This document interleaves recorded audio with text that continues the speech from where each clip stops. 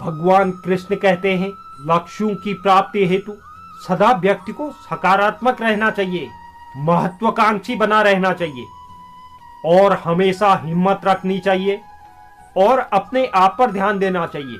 भगवान कृष्ण कहते हैं, मन तो पानी की तरह है, जिसमें मिला दो उसी का रंग अपना लेता है।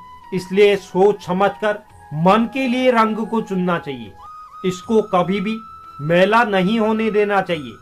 कृष्ण कहते हैं कि विचारों को बस में रखिए तो तुम्हारे शब्द बनेंगे, शब्दों को बस में रखिए तो तुम्हारे कर्म बनेंगे, कर्मों को बस में रखिए तो तुम्हारी आदत बनेंगे, आदतों को बस में रखिए वो तुम्हारा चरित्र बनेगा और चरित्र को बस में रखिए वही तुम्हारा भाग्य बनेगा। दुख हमारे जीवन में इसलिए आते हैं ताकि हम सुख का महत्व समझ सके। जिसने मन को जीत लिया उसने पहले ही परमात्मा को प्राप्त कर लिया और शांति प्राप्त कर ली।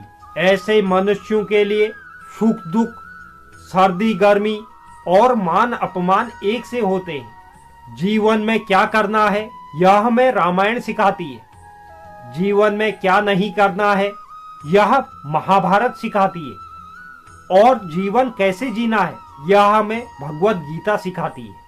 विश्वास का एक उत्तम उदाहरण अर्थात अर्जुन ने 10 लाख सेना का त्याग करके भगवान कृष्ण को ही चुना क्योंकि उन्हें कृष्ण पर विश्वास था। भगवान कृष्ण कहते हैं, व्यक्ति को ताकत की जरूरत तभी होती है जब कुछ उसे बुरा करना होता है, वरना दुनिया में तो सब कुछ पाने के लिए प्रेम ही काफी है। दुनिया में 2 पौधे ऐसे होते हैं जो कभी नहीं मुरझाते और अगर मुरझा जाएं तो उसका कोई इलाज नहीं, जिसमें से पहला निस्वार्थ प्रेम और दूसरा अटूट विश्वास है।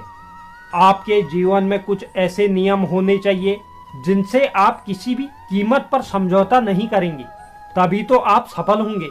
हमारी आस्था की परीक्षा तब होती है जब हम जो चाहें वो हमें ना मिले और फिर भी हमारा दिल प्रभु को शुक्रिया करे। हद से ज्यादा सीधा साधा होना ठीक नहीं है क्योंकि जंगल में सबसे पहले सीधे पेड़ ही काटे जाते हैं और टेढ़े पेड़ों को छोड़ दिया जाता है। भगवान कृष्ण कहते हैं, जैसे उबलते पानी में कभी परछाई नहीं दिखती, ठीक उसी प्रकार परेशान मन में समाधान भी नहीं दिखते। शांत होकर देखिए, आपकी सभी समस्याओं का हल निकाल आएगा। जीवन में 3 बातें कभी भी हो सकती हैं। पहला, पाप का उदय कब आ जाए, दूसरा, गति का बंद कब हो जाए, तीसरा, आयु का अंत कब हो जाए। इसलिए अपने परिणाम सदा कोमल रखने चाहिए। रोज आप इसका चिंतन जरूर करें। पहला, मरना अवश्य है, दूसरा, साथ कुछ नहीं ले जाना है, तीसरा, जो करेगा वो भरेगा, चौथा, जहां उलझो वहीं सुलझो, पांचवा, जो है उसी में संतोष करो। ईश्वर मेरे बिना भी ईश्वर ही है। स्वार्थ से भरा हुआ कार्य इस दुनिया को कैद में रख देगा। अपने जीवन से स्वार्थ को दूर रखें, बिना किसी व्यक्तिगत लाभ के और निस्वार्थ भाव से अपना कर्म करते रहे। एक बार किसी ने भगवान से पूछा, भगवान आप भी कमाल करते हैं, किसी को इतना खूबसूरत और किसी को बदसूरत बनाते हैं, आखिर ऐसा क्यों? भगवान ने जवाब दिया, मैं जब मिट्टी गूंथता हूँ तो सुंदरता और कुरूपता का अनुपात सभी के लिए बराबर होता है, परंतु किसी में सुंदरता बाहर रह जाती है और किसी में अंदर चली जाती है। जो व्यक्ति अभी के वर्तमान के समय में किसी अन्य व्यक्ति के पैसे लूटता है तथा चोरी आदि करता है, ऐसे व्यक्ति को गीता सार के अनुसार भयंकर दंडित किया जाता है। जन्म लेने वाले के लिए मृत्यु उतनी ही निश्चित है जितना मृत होने वाले के लिए जन्म लेना है। इसलिए जो अपरिहार्य है उस पर शोक मत करो।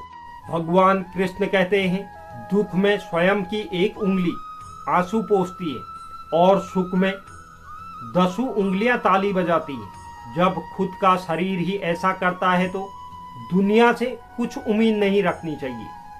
जीवन में आगे बढ़ने और सफलता के शिखर में पहुंचने का रहस्य स्वयं आपके भीतर छिपा है। यदि आप में दृढ़ निश्चय, आत्मविश्वास व कड़ी लगन है तो, और आप मेहनत करने से नहीं घबराते, तो आप प्रगति की राह के हर बंद दरवाजे खोल सकते हैं। कृष्ण कहते हैं कि जीवन में 3 लोगों को कभी मत भूलना। एक, मुसीबत में जिसने साथ दिया, दूसरा मुसीबत में जिसने छोड़ा, तीसरा मुसीबत में जिसने डाला। इन तीनों को कभी नहीं भूलना चाहिए। सारे दुख दूर होने के बाद मन प्रसन्न होगा, ये ही तो आपका भ्रम है। जबकि हकीकत तो यह है कि मन को प्रसन्न रखो, सारे दुख दूर हो जाएंगे। विश्वास किसी पर इतना करो कि वो तुम्हारे साथ छल करते समय खुद को दोषी समझे, और प्रेम किसी से इतना करो कि उसके मन में सदैव तुम्हें खोने का डर बना रहे। किसी अच्छे इंसान से कोई गलती हो जाए तो उसे माफ कर देना चाहिए, क्योंकि मोती अगर कचरे में भी गिर जाए तो वह तब भी कीमती ही रहता है। भगवान कृष्ण कहते हैं कि तुम वह सब कुछ करो जो तुम्हें करना है, लेकिन लालच से नहीं, अहंकार से नहीं, वासना से नहीं, ईर्ष्या से नहीं, बल्कि प्रेम, करुणा, नम्रता और भक्ति के साथ। जो व्यक्ति संदेह या शक करता है वह तीनों लोकों में खुश नहीं रह सकता।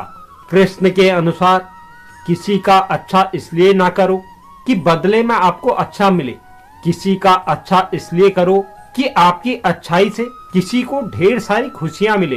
कृष्ण कहते हैं आपके साथ में कितना भी छल क्यों ना हुआ हो, परंतु परमात्मा का आशीर्वाद आपसे कोई नहीं छीन सकता।